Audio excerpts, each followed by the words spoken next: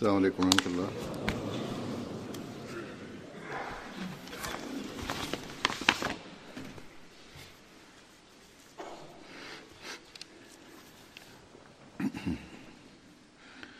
أشهد أن لا إله إلا الله وحده لا شريك له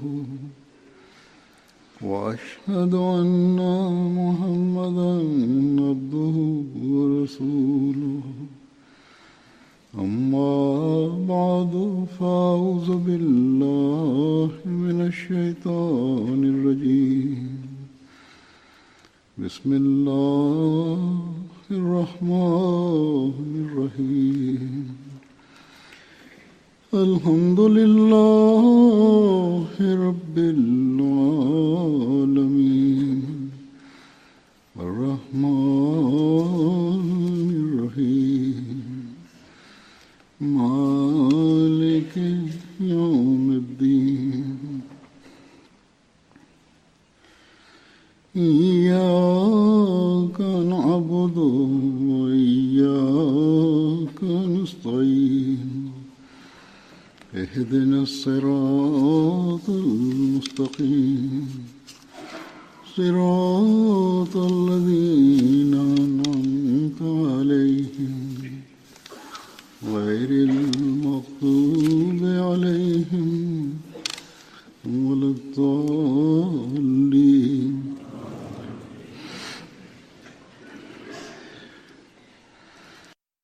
Обещания Масия алейхиссалату вассалам на пророк Мухаммад Мустафа саллаллаху алейхи ва саллям, разказвайки неговата духовна сила, каза, че моята религия е тази, че той, нека Бог да благослови, неговата духовна сила беше такава, че в света никой друг пророк е получил. Развитието на ислама е това, че пророк Мухаммад Мустафа саллаллаху алейхи ва саллям, че неговата духовна сила беше много силна. И в неговите думи действаха така, че който слушаше, той обичаше на него. Той каза, че онези хора, които бяха свързани, те станаха чисти. И разказвайки това, че той саллаллаху алейхи ва саллям в своите последователи, каква промяна той прави, той каза, че гледаме състоянието, положението на последователите, не гледаме, че някой лъже. Въпреки че в началото на Рабия гледаме тяхното състояние, че гледаме, те бяха много лоши хора. Вярваха в идолите, взеха парите на сираците и вършиха всичките прелюбодействия, бяха като кръци. От глава до краката те вършиха грехове. Но такава революция пророк саллаллаху алейхи ва саллям е направил в тях, че не гледаме такъв пример в другите народи. И пророк, нека Бог да благослови, неговото чудо е толкова голямо, че хората да гледат неговата истина, то е достатъчно това чудо.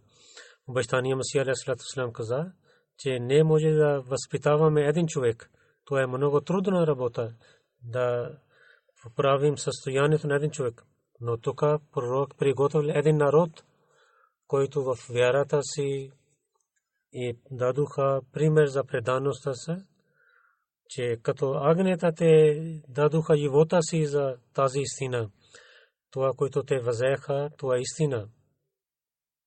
Те не бяха хората на земя. Чрез учението на пророк саллаллаху алейхи ва саллям и предаността и напътствие, те станаха хората на небето. Те имаха духовна сила. Това е тази пример, който ние искам представям пред съвета за исляма. Той каза, те същото възпитание и напътствие, който Бог като предсказание името на пророк саллаллаху алейхи ва саллям, той зовил Мухаммад, че хората хвалиха на него на земята, защото той на земята е дал мир, спокойствие и добрите атрибути и премахнал всичките грехове от земя. Ние гледаме днес също, че онези, които са справедливи хора, те хвалят това, че пророк саллаллаху алейхи ва саллям, че най-съвършен лош народ и лоши хора, които вършиха грехове, те станаха грамотни хора и те станаха приятели на Бога. Няколко години един еврей професор дойде и каза, че въпреки това, че евреите не могат да влязат в джамия такса, и гледах вътре цялата джамия, както той разказал цялата, то много дълго нещо той разказва за тази джамия. Това, което беше водач, имаше съмнение, че аз не съм мусулманин. Всеки път той каза, аз така говорих, че това личеше, че съм мусулманин. Докато който беше наблюдател, този евреин каза, че аз ла иляха илlallah Мухаммад Расулуллах, това също рецитирах. Когато гледах цялата джамия, това водач каза, че въпреки че вие зовехте калема, но аз имам съмнение, че вие сте мусулманин. Аз нямам спокойствие.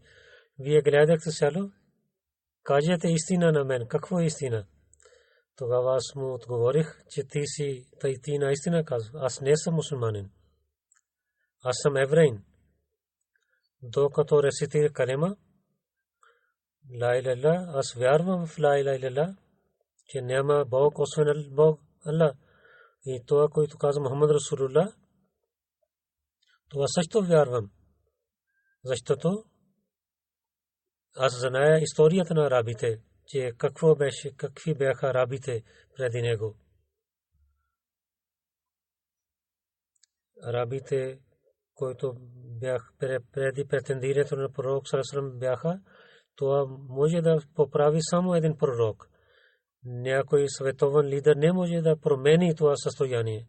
Въпреки това, че аз на Мухаммад саллаллаху алейхи ва саллям, дали ще вярвам в него или не, аз мисля, че той е пророк от Бога. Въпреки светските неща, той казва, да, че пророк саллаллаху алейхи ва саллям е направил голяма революция в света. Ако някой днес ще гледа със справедливото око, ще гледа, че последователите, които имаха промяна, те имаха тази промяна чрез пророк Мухаммад Мустафа саллаллаху алейхи ва саллям. Те ще казват и вярват, че наистина той беше пророк на Бога. Последователите за тях, те имаха много велико място и имаха много големи промени. Обещания Масия алейхи салам на едно място казва, че гледате пример на последователите, наистина техния пример такъв, че те са пример за всичките пророци. Бог хареса на тях, те дадоха жертва като агнета. Техния пример такъв, както пророчеството започва от Адам алейхи салам, това място, което дадено беше, започва от Адам алейхи салам, започват пророците в света, но тогава не можах да разбират, но последователите, те с ясно показаха това, че Това е преданността и смирение чрез своите дела. И както те имаха неспокойствие, такъв пример няма на друго място.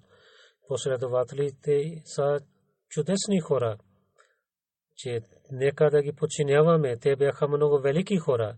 Техните сърца бяха пълни с доверие към Бога. Когато има доверие, тогава най-първо, бавно, когато има доверие, тогава бавно, най-първо човек дава пари по пътя на Бога, и когато има развитие, тогава това, което има доверие в Бога, той дава своя живот по пътя на Бога.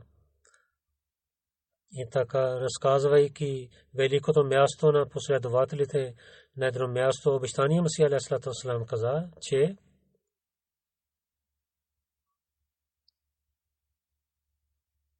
в Корана Бог казва, че никоя търговия, нито никой бизнес ги отвлечи от вярване в Бога. То е един стих е достатъчен за последователите. Те имаха много големи промени в себе си. И също европейските хора също казват, че нямаме такъв пример на друго място. Те с кураж и такъв кураж имаха, че това е чудо. Те са такива мъже, че те винаги се споменаваха на Бога, въпреки че имаха търговия и бизнес. Заради обичта на Бога те имаха такива атрибути, че съветските неща, колкото те имаха, те не спираха да служат пред Бога. Той каза също, че трябва да помните, че съвършените хора на Бога са онези, за които каза,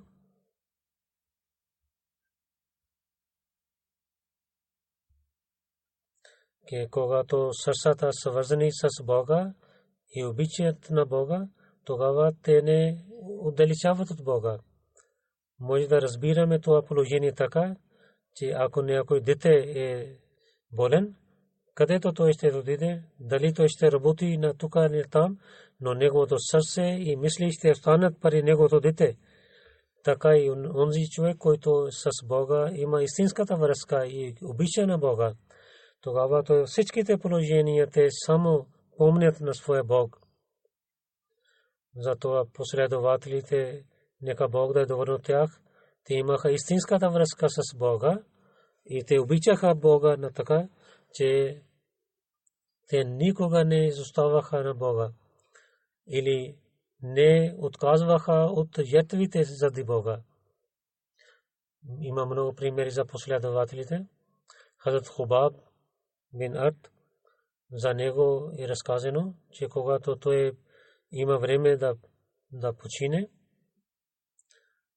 той толкова имаше страх в своето сърце, че той каза, че докарайте моя кефен. И когато гледа, че това беше скъпо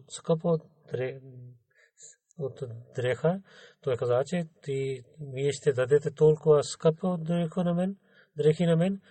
Той започва да плаче и каза, че чичу на пророк саллаллаху алейхи ва саллям Хамза, че той имаше само един чершев като кефен и толкова малък, че когато дадоха на краката, неговата глава беше гола. Когато на главата сложиха, краката бяха голи. Тогава пророк саллаллаху алейхи ва саллям каза, че сложите няколко други неща на краката. Че по времето на пророк саллаллаху алейхи ва саллям един динар или дирхам аз нямах. И днес заради пророк саллаллаху алейхи ва саллям чрез неговите благослови и благодати от Бога и тези жертви, които дадох, Бог е приел. Бог толкова е дал имущество на мен, че в има един сундук, там има 40,000 дирхам. Толкова Бог е дал на мен, че аз имам страх, че аз се страхувам, че да не получавам цялата награда в този свят и в следващия живот. И тези благослови, които ще има в следващия живот, и да не стане така, че нямам там. в последната болест, когато последователите отидоха при него и казаха, че вие ще отидете при големите последователи, тогава той започва да плаче. И също каза, че да не мислите, че аз плача заради смъртта. Аз плача, че тези последователи, на които вие казахте, че те са моите братия, те бяха велики хора. Дали съм техния брат или не? Аз съм слаб. Той каза, че онези хора, които минаха преди нас, те всичките своето имущества, от които ние сега използваме, те не ги използваха. Те така и той имаше такъв страх от Бога. Той каза, че аз съм много слаб. Страх от Бога. Той винаги мислеше, че след смъртта дали Бог ще стане доволен от мен или не. И така той молеше, че нека Бог да е доволен от мен. Неговата ятва и служене за религия не беше малко нещо. Аз дали разделата анху и правил неговото джаназе намаз, когато той бил халиф, и той хвали за него.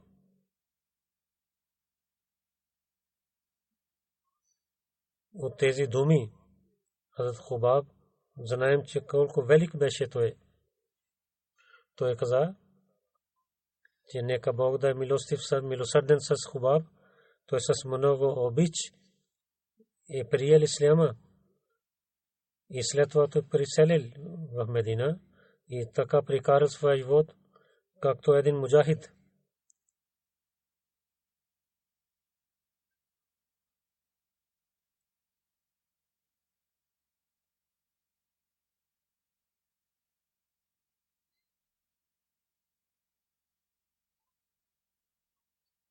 Той имаше много големи изпитания, но ето показал търпение.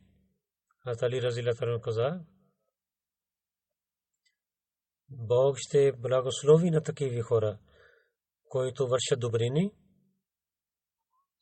Аз Хубаб неговото място в очите на Умар беше, то беше много велик. Вижте, един път аз Умар, извикайки Хубаб, каза, че седнете на моя стол и каза, че о Хубаб, ти си такъв човек, че ти може да седнеш с мен. Аз не мисля, че освен Билал, някой друг може да седне с мен на този стол. Той също в началото, Билал, в началното време той приел исляма и претърпел много изпитания. Хубаб каза, че о амир на вярващите, наистина Билал е за това място, но истина е това, че имаха, които пазят на Билал от невярващите, и аз Абу Бакър е освободил на него, но аз нямах никой, който да пази на мен от тази жестокости. Дойде един ден, когато неверниците хванаха на мен и сложиха на мен в огън. И един жесток човек сложил крака на моята гърди. И аз нямах възможността да излизам от този огън. Моя гръб и беше изгарен. Хубаб взел дреха от своя гръб, там където бяха занаците, бяли занаци, той каза, че това беше заради огня, тези занаци, че всичко беше много разрушено и отдолу излиза това бяло месо. За Хубаб в битката Бадър и в Хандак също той участвал, в Охд също той участвал. Въпреки това, когато той почина, той е неспокоен. Дали Бог ще бъде спокоен от мен, Бог ще приеме мен или не. За Муаз бин Джабал, че той винаги се молеше тахаджуд намаз и много дълги молитви се молеше за неговата тахаджуд намаз. Неговите близки така казах, казват, че пред Бога той казваше, че о мой Бог, сега всичките спият, очите спият. О мой Бог, ти си жив и вечен Бог. Аз от теб търся рая от теб, но съм много слаб. Аз не правя така, както трябва. Аз много съм слаб да тичам от огня. И много съм слаб. И той знае, че има огън от ада и трябва да върша добрини, но съм много слаб. О, моя Бог! И дай напътствие от себе си на мен. Това напътствие, което ще имам в страшния съд, когато ти ще постъпиш както си обещал. В пътя на Бога то много харчеше. И заради това харчене той имаше заем. Азка бин Малик, неговия син, Хазрат Муаз разказва, че Бог обичаше на Муаз с различните начини. Той беше много красив и много раздаваше по пътя на Бога. И Бог приемаше неговите молитви. Каквото търсеше от Бога, Бог даваше на него. Бог имаше една особена връзка с него. И когато имаше заем, Бог даваше пари на него. Бог е дал на него много хубав разум. Тези последователи също обичаха на пророк саллаллаху алейхи ва саллям. И заради обичта на пророк саллаллаху алейхи ва саллям, те обичаха на Бога, защото неговата духовна сила е дал знание на тях, на тези последователи. Както преди разказах, че пророк саллаллаху алейхи ва саллям, неговата духовна сила е прави революция в тях. Иначе тези разкази за обичта не можаха да пишат. Заради Бога и обичта с пророк саллаллаху алейхи ва саллям беше такъв, че няма пример на друго място. Както обещания Масия алейхи ва саллям каза, Хазрат Шамас, синът на Усман, има една случка за негова история, че той колко обичаше на пророк саллаллаху алейхи ва саллям. Това е един пример. И заради исляма той е дал жертви и това е един много голям пример. В битката Охот, където Талха има разказ за Талха разятел, как той сложи своята ръка пред лицето на пророк саллаллаху алейхи ва саллям, че някой оръжие да не рани на пророк. Там за Шамас също е сложи, показал един пример. За Шамас той е станал пред пророк саллаллаху алейхи ва саллям и той е защитавал на него. Пророк саллаллаху алейхи ва саллям каза на Хазрат Шамас, че ако ще сравнявам на Шамас, че мога да само сравнявам с една стена. Той беше една стена в битката Охот за мен. Той пред мен и зад мен и дясно и ляво той защитаваше на мен. И той воюваше до края на живота си. Пророк саллаллаху алейхи ва саллям, където гледаше, че аз Шамас с много кураж гледах, че той воюваше. Когато враговете имаше успех да нападне на пророк саллаллаху алейхи ва саллям и пророк саллаллаху алейхи ва саллям падна, тогава Шамас беше там и той защитава на него, докато тук, че той беше ранен и така докараха на него в Медина. Аз Уме Салма каза, че той е синът на моя чичо. Аз съм близка на него, затова изоставете на него в моята къща, аз ще лекувам на него. Но той беше много ранен. След 2-3 дни той почина. Пророк саллаллаху алейхи ва саллям каза, че Шамас ще бъде погребан в неговите дрехи, както другите мъченици бяха погребени. един последовател, Саид бин Зайд беше. Той беше зет на Хазрат Умар. Той е онзи, на който заради исляма, когато Хазрат Умар вдигна своята ръка и сестра на Умар и неговата жена дойде между тях и тя станала ранена. И Умар така той се обръща внимание си да приеме ислям. Хазрат Саид той много раздаваше по пътя на Бога и имаше страх от Бога, има случка за него, че той имаше едно имущество, имаше малко земя и вземеше пари там. И там също беше земя на една жена. Тази жена каза, че тази земя, неговата земя също е моя, че ти си взел някой част. Тогава Саид каза, че няма нужда да имаш жалба срещу мен. Той каза, че аз давам на теб цялата земя. И каза, вземи всичките цялата земя. Моята каза, че аз от пророк саллаллаху алейхи ва саллям слушах, че онзи човек, който нямаше право да вземе само няколко част от земята, той ще получи наказание в ада, в страшния съд. Аз не искам да карам с теб, а да не казва хората, че аз взех твоята земя. Може би някой да казва, че ти си взел земята на някоя жена. И сега хората, знаете, сега връщат за това да освободи себе си от това обвинение. Той много се молеше.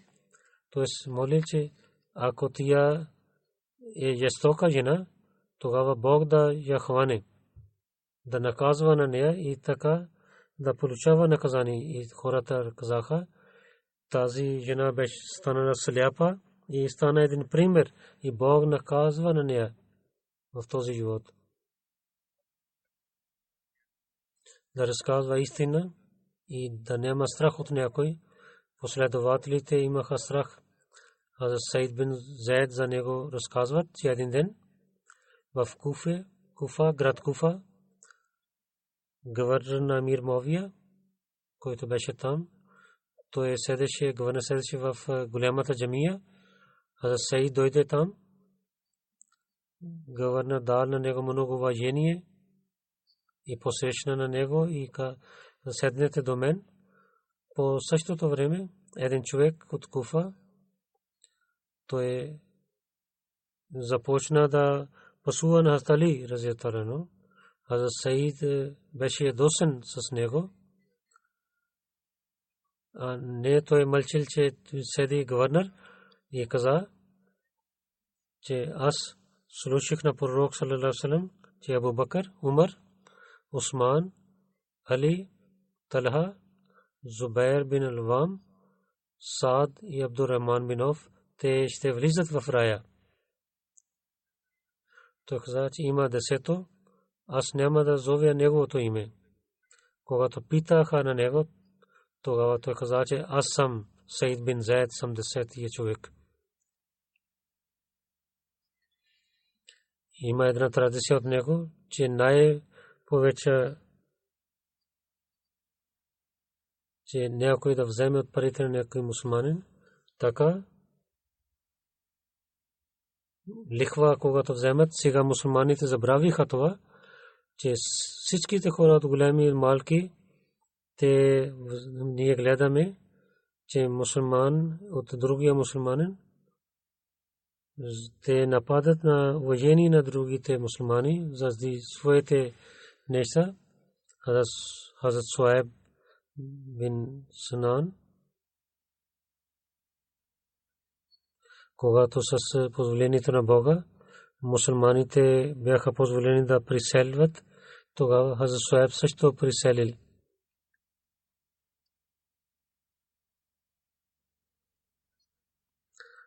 Той преди той беше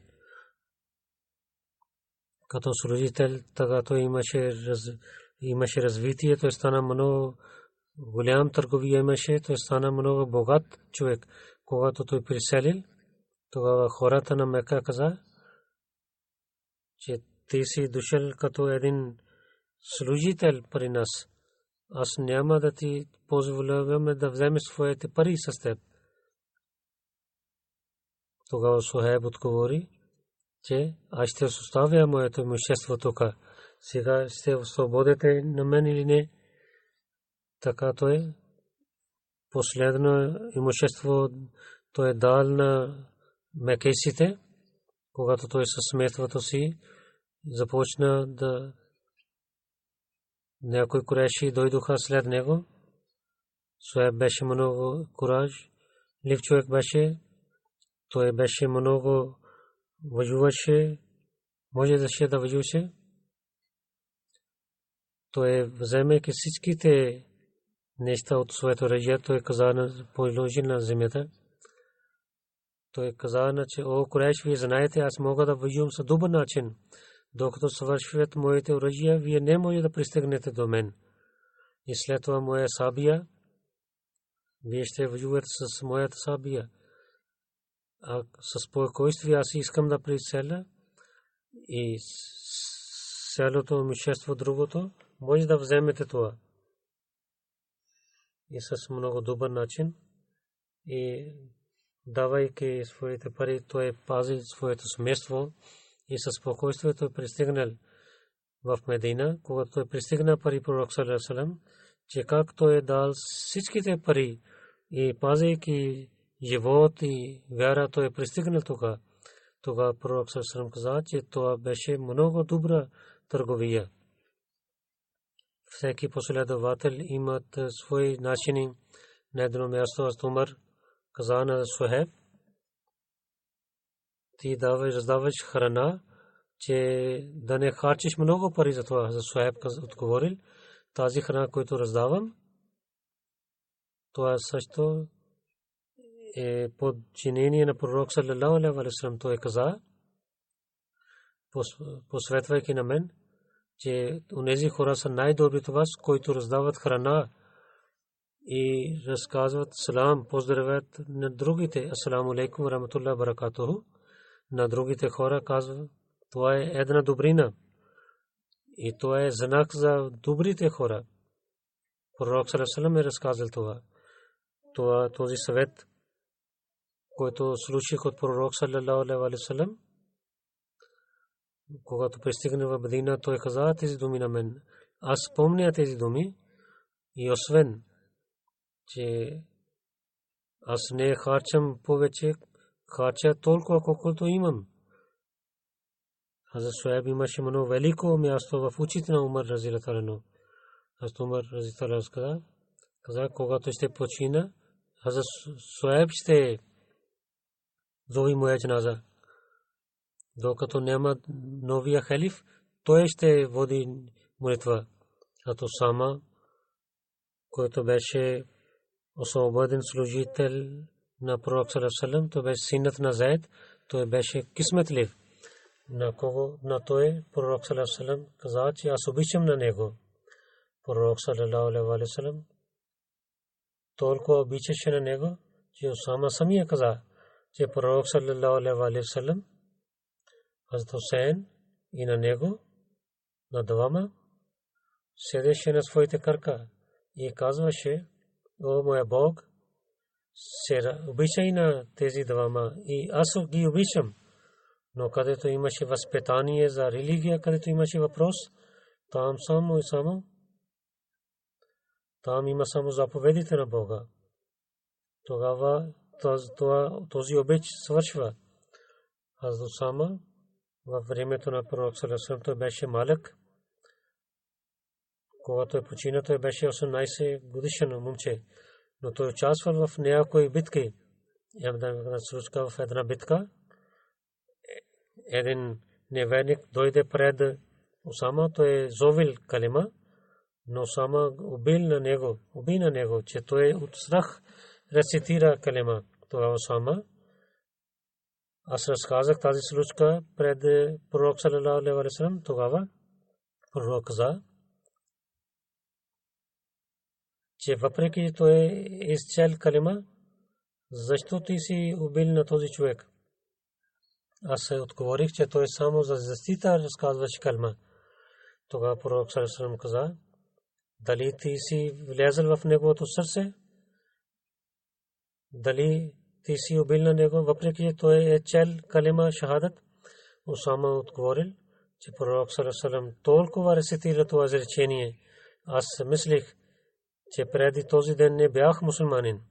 Усама каза: в живот аз правих договор, че никога на някой човек, който казва ла иляха илlallah, няма да убивам на него. Дали нека тези мусулмани, които са в нашата епоха, те да разбират. Те са жестоки с не мусулманите, но помежду си един мусулманин убива на другия мусулманин. В битката Сирия до няколко години, когато започва, че хиляди хора бяха убити. Един мусулманин убива на другия мусулман. Онези, които рецитират калима, те на един на друг убиват. Или по името на Бога те убиват на другите. Йемен там те рецитират калима, но те убиват на тях и са жестоки с тях. Нека Бог даде разум на мусулманите, че да не зоват само, че убита на последователи на пророк саллаллаху алейхи ва саллям, те също трябва да постъпват на техния пример. Но истина е това, че тези хора по името на исляма само има спокойствие за своето воение, своите сърца. Те не знаят нищо те не знаят азбуки от исляма. Само да показват своята сила, това те показват. В езика имат името на Бога, но в сърцето има само своите ползи. В света, в тази епоха, Бог да има истинския страх от Бога.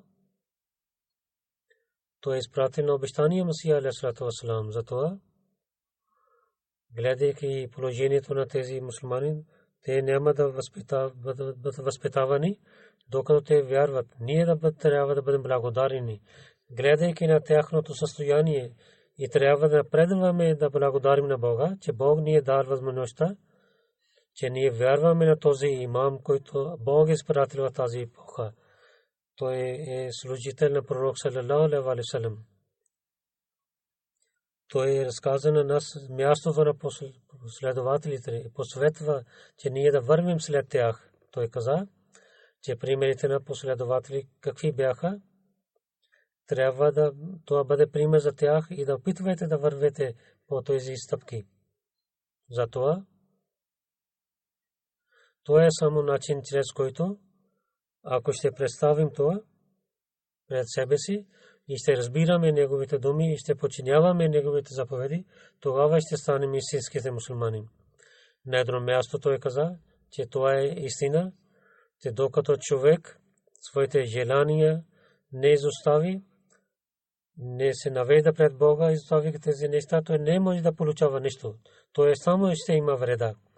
Но когато изоставяйки всичките залите желания и ползи и с празните ръци и с чисто сърце ще служи пред Бога, тогава Бог раздава на него. И тогава Бог помага на него. Но условието това, че човек трябва да стане готов да дава своя живот пред Бога. И така той каза, вижте, света ще свърши. И вкус той ще получава, който ще изостава заради Бога.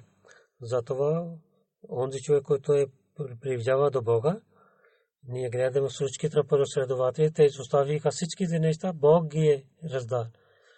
Но те само мислят за своята следващия живот, че те станаха съвършена връзка имаха те с Бога. Той каза, че онзи човек, който изостави заради Бога, Бог да приема на него в този света. И това е същото приемане, заради че светските хора опитват, харчайки всичкото имущество да вземат това. Те мислят, че да имат уважение пари саре. всичките светски уважения само получава онзи, и който се навежда пред Бога и изостави всичките неща заради Бога, а не само това, че той те изоставя всичките неща. Това е, че те заради Бога, които те имат връзка с Бога, Бог раздава на тях. Те не умират докато получават повече, които те раздадоха по пътя на Бога. Бог няма заем на някой, но с уяс казваме, че да хора да приемат тези неща и да знаят истината. Много малки хора са. Нека Бог да ни даде възможността, че ние, подчинявайки Неговите думи, и на Бог и на Неговия пратеник, пророк саллаллаху алейхи ва саллям, да подчиняваме на Него и да подчиняваме Неговите заповеди. След молитвите ще има едно името джаназе. Мукаррама Абдул Маджид Сайба, съпруга на Чоди Насър Емир Сахиб, Найб Амир Юке. Той е главен за този отдел. Тя почина 9 януари 2008 година. Инна лиллахи ва инна илайхи раджиун. Тя беше дъщеря на Хазрат Абдулла Снори Сахиб. Правнучка беше на Абдулла Снори Сахиб разияллаху анху. Тя живееше до джамията, винаги спазваше молитва, винаги раздаваше пари по пътя на Бога, отнасяше много добър начин с хората, много праведна жена беше, имаше връзка с халиф, винаги на своите деца казваше да вие трябва да имате силна връзка с халиф. Спазваше молитвата и казваше на децата, и също опитваше да възпитава с много добър начин на своите деца, и така и тя учише децата от мехелла в отдел Хидмат-е Хали Зияфат на годишно събрание бато назма. Тя изостави съпруг и 4 дъщери. Тя изоставила след Сада Саба Лажна, Шумайла Наги Саба и двама пишат. Тя много беше любезна жена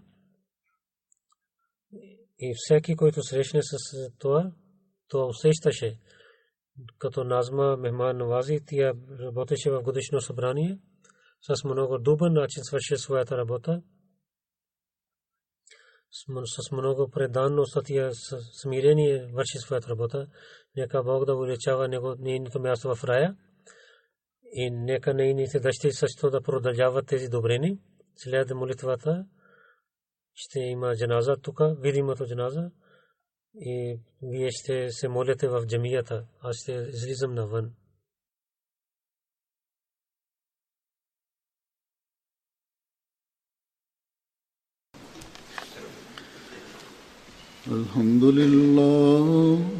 الحمد لله نحمده ونستعينه ونستغفره ونؤمن به ونتوكل عليه ونعوذ بالله من شرور أنفسنا ومن سيئات أعمالنا من يهده الله فلا مضل له ومن يضلل فلا هادي له ونشهد أن لا إله إلا الله ونشهد أن محمدا عبده ورسوله عباد الله رحمكم الله إن الله يأمر بالعدل والإحسان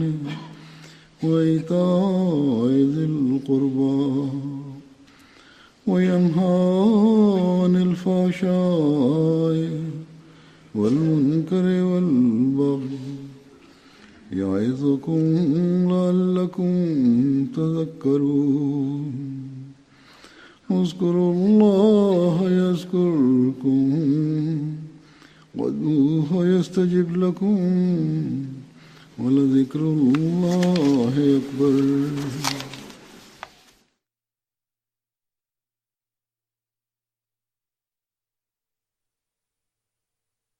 اللهم صل على محمد وعلى آل محمد